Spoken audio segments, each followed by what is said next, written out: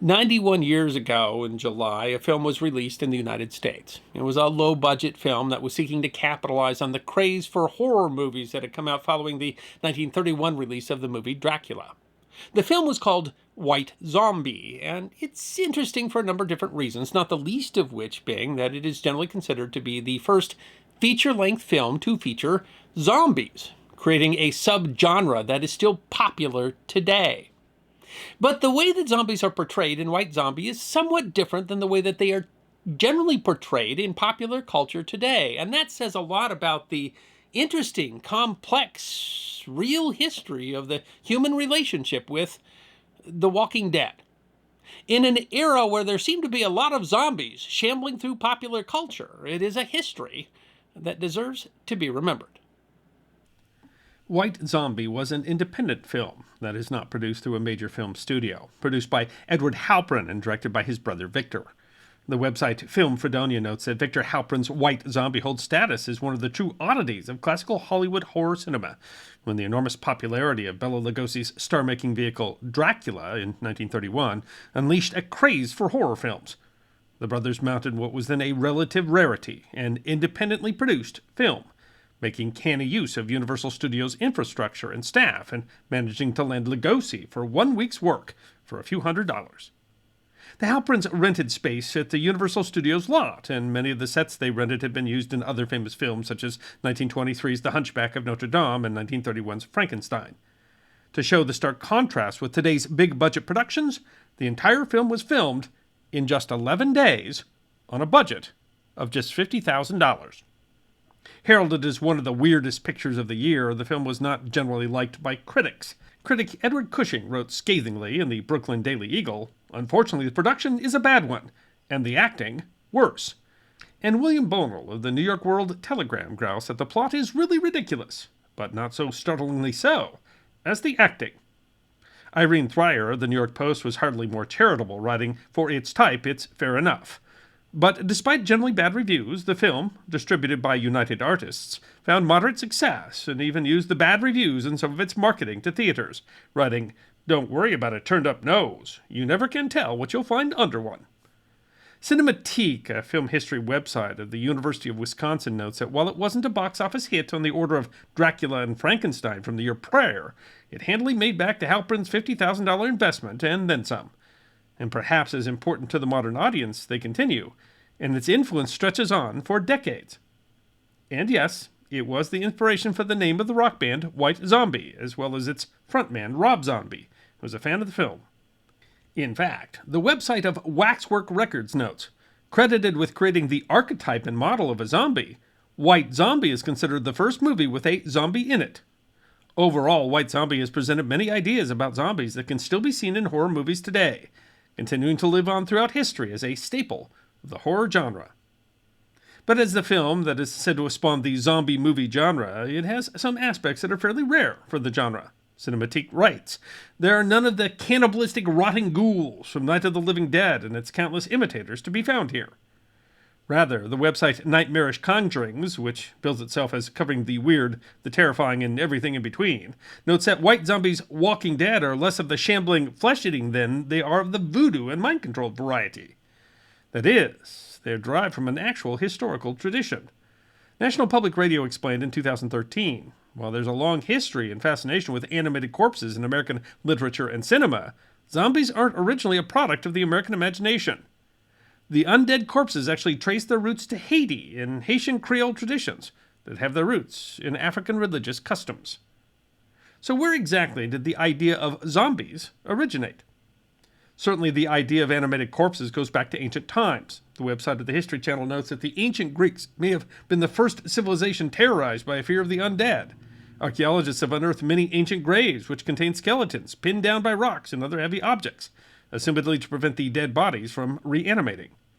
NBC News wrote in 2015 that a new analysis suggests that these graves contain so-called revenants, dead bodies thought to have the ability to reanimate, leaving their graves and harm the living. Essentially an ancient version of zombies. Juliet Harrison, a senior lecturer in ancient history at Birmingham Newman University, notes the role of zombies in ancient literature. Throughout Greco-Roman literature, the dead, whether you call up their ghosts, see them in a dream, or go and visit them in the underworld, or raise them as a zombie, have special knowledge of the future. A classical zombie, then, has usually been raised by a living figure for a short period of time to act as a particularly gruesome oracle. But these ancient tales are distinct from the zombie tradition. In his TED Talk, The Dark History of Zombies, educator Christopher Moorman notes that the animated corpses appear in stories all over the world throughout recorded history, but zombies have a distinct lineage, one that traces back to Equatorial and Central Africa. That lineage shows in the name zombie itself, although the etymology of the word is uncertain. Professor Hans Ackerman of Laval University notes in a 1991 edition of the Journal of American Folklore that it is more likely that the term zombie stems from West or Central Africa, where similar words abound. He provides examples such as the word Nzumbi, which means corpse in the Mishogo language of Gabon, Nzambi, which means a spirit of a dead person in the Congo language, and Zumbi, which means fetish in the Kikongo language. But many researchers attempting to study the history of the concept tend to see the African origins as secondary. The New York Times wrote in 2012 that the zombie is not an alien enemy who's been CGI'd by Hollywood. He is a New World phenomenon that rose of the mixture of old African religious beliefs and the pain of slavery. Ackerman writes that African connections and New World ramifications of the zombie concept have generally been overlooked, but he argues that, considering the widespread belief in zombie-like entities, these interpretations are difficult to justify. Ackerman notes that close parallels to Haitian zombie tales exist in Africa and various parts of the New World. He describes a tradition in Benin where it is believed that after dying an apparent death by the machinations of a sorcerer, people were buried, taken out of their graves, and led to servitude in a faraway land. And traditions in the Cameroons where it is said that some evil people take the name of others and make a doll in their likeness, which then dies and is interred. Subsequently, the doll is dug up and the individual is reconstituted and led away to work on plantations. These traditions do differ in certain ways. In a 2005 edition of the Journal of the Royal Anthropological Institute, Professor Isaac Newhouse of the University of Pretoria describes a South African tradition where witches first capture a victim's shadow or aura and then gradually take hold of different parts of his or her body until they possess the entire person. However, witches deceive the victim's kin by leaving behind an image of him or her. The presumed victim is then buried, but it isn't really them. It is something else, like the root of a tree that has been enchanted to look like them. The witch then employs the person to work in their fields. While Dr. Newhouse notes that South African ideas differ from the Haitian beliefs about malevolent sorcerers who gain control of bodies by raising them from the graves, what is common about the Haitian and South African instances is the fear of becoming a zombie, the loss of individual freedom implied by enslavement. But while the history of the zombie concept derives from African traditions, the concept has developed its own nature in the New World, and especially Haiti, where a 2015 edition of BBC Culture notes there were areas where European slavers forcibly transported vast numbers of the population across the Atlantic to work in the sugarcane plantations of the West Indies, the vast profits of which motored the rise of France and England to world powers. The Africans took their religion with them. However, French law required slaves to convert to Catholicism. What emerged was a series of elaborate synthetic religions, creatively mixing elements of different traditions. Voodoo or voodoo in Haiti, Oba in Jamaica, and Santeria in Cuba. While derived from West African origins, these traditions were unique in themselves. The website News Talk explains. These slaves were drawn from across Africa, though, and their beliefs were as disparate as their origins. Even among neighboring African tribes, there was no real religion orthodoxy, and so in the tight confines of slave life, the practices of the Old World became melded together into new forms. Though these new iterations of old religions would share many common themes that were vulnerable to regional isolation and trends. As a result, the voodoo found in Louisiana Bayou differs strongly from Haitian voodoo or Dominican voodoo. These concepts have been, like zombies, largely misinterpreted in Western popular culture, as PBS Origins explains. Voodoo is a comprehensive system of knowledge that has nothing to do with simplistic and erroneous images such as sticking pins into dolls, putting a hex on an adversary, or turning innocents into zombies. And yet the zombie legend did develop specific meaning in Haiti, where the conditions of the enslaved people were particularly harsh. Christopher Garland of the University of Southern Mississippi explains in a 2015 edition of the journal Contemporary French and Francophone Studies. The zombie archetype, as it appeared in Haiti and mirrored the inhumanity that existed there from 1625 to around 1800, was a projection of the African slaves' relentless misery and subjugation. Haitian slaves believed that dying would release them back to the land of Guinea, literally Guinea or Africa in general, a kind of afterlife where they could be free. Though suicide was common among slaves, those who took their own lives wouldn't be allowed to return to Lan Guinea. Instead, they would be condemned to skulk the Hispaniola plantations for eternity, undead slaves at once denied their own bodies, and yet trapped inside them. Soulless zombies. This idea is perhaps more terrifying than anything we see in horror movies today, that the zombie tradition in Haiti might have been nurtured and perpetuated by slaveholders in order to frighten enslaved people from committing suicide and thus depriving the slaveholder of their property. And then the tradition was transformed again with Haitian history when between 1791 and 1804, a successful insurrection against French colonial rule created the first independent black republic in the Caribbean. BBC Culture explains that conditions in the French colony were so dreadful, the death rate among slaves so high, that a slave rebellion eventually overthrew their masters. The emergence of the zombie tradition in the Western viewpoint then might have been driven by a desire to represent that republic, an affront to colonialism, as BBC explains, a place of violence, superstition, and death. And that reputation gained new importance when attached to another historical event. On July 28th, 1915, the U.S. began a nearly 20-year occupation of Haiti, initially an attempt to protect U.S. business interests during a period of political unrest that included a mob lynching of Haitian President Gilbert Guillaume Sam. The occupation, that was originally justified on humanitarian grounds, drew into a protracted conflict that included two rebellions and shocked the American public, served to drive increased nationalist tendencies among Haitians. And it was as this occupation was drawing to a close that the film White Zombie was produced.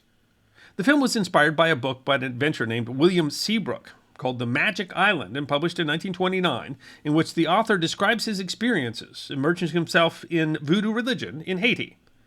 In one chapter, entitled Dead Men Working in the Cane Fields, he talks about a baffling category on the ragged edge of things which are beyond either superstition or reason. In it, he offered a description. The zombie, they say, is a soulless human corpse, still dead, but taken from the grave and endowed by sorcery with a mechanical semblance of life.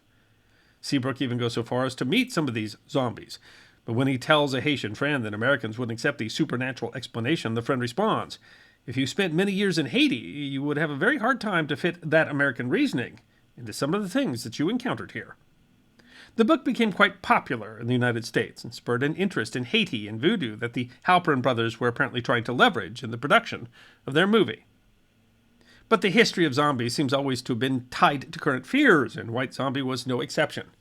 While the film never mentions the U.S. occupation going on at the time, it clearly was in the audience's mind. Critics since have disagreed, however, if the film was intended to support the occupation by portraying Haitians as superstitious savages, or, as the film history website The Artifice explains, to help drive growing opposition to the occupation, writing, "At this time there was a predominant cultural unconsciousness that would have easily connected the zombies of the film to the colonial rule, unpaid slave labor, and democratic injustices of American empire in Haiti. And this was mirrored in the political world, as the United States was finally beginning to withdraw from this unpopular and, by all accounts, unsuccessful mission of democracy when White Zombie opened." White Zombie is different from most zombie portrayals today in that it is more loyal to the Haitian and African tradition, where zombies are created by some evil magician or witch and controlled by them. The movie, which is in the public domain, I'll include a link in the description, seems to at least attempt to fairly represent Seabrook's description, including portraying the plantation owner as the villain and showing the zombie process used to enslave Haitians in a sugar processing factory. But it is, The Atlantic argued in 2015, notable for its introduction of white people as interlopers in the zombie legend. The Haitian zombies, forced to work in sugar plantations, are not the focus of the movie. Instead, the white zombie is the heroine, a young white American woman named Madeline, enslaved for her beauty. While a smattering of movies would continue to portray this version of the zombie legend, more rooted in Haitian tradition, another independent film, George Romero's 1968 Night of the Living Dead, also by way in the public domain, would shift the entire concept away from African traditions. While Romero's film, which never uses the term zombie, is generally regarded as having started a new era in horror films in the United States, it transformed the entire understanding of the living dead.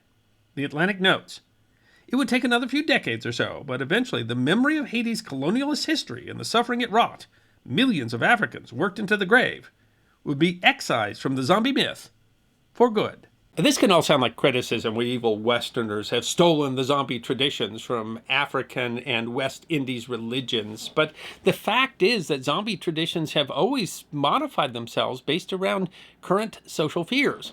Of course, it's vitally important in an era when we have a lot of zombies in popular culture that we remember that really zombie traditions came from the tradition of enslavement and the Middle Passage. But more modern takes, things that play on the fear of societal collapse, or of apocalypse, or of contagion, or even as in the 1978 film Dawn of the Dead, which was remade in 2004, a critique of American consumerist culture, they all really play on the same fear, and that is the fear of the loss of human will, which seems to be a fear that goes across all these cultures, even if these new films have transformed the portrayal of zombies from victims to the brain-eating villains.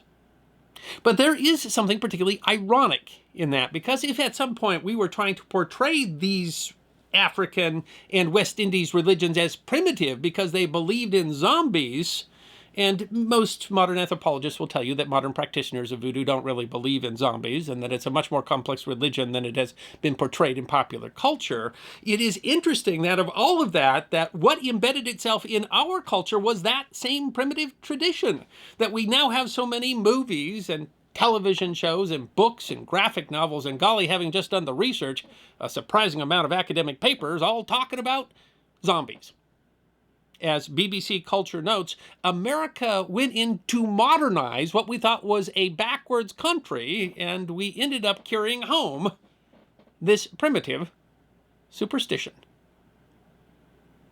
I hope you enjoyed watching this episode of The History Guy, and if you did, please feel free to like and subscribe and share The History Guy with your friends. And if you also believe that history deserves to be remembered, then you can support The History Guy as a member on YouTube, a supporter on our community at Locals, or as a patron on Patreon. You can also check out our great merchandise shop or book a special message from The History Guy on Cameo.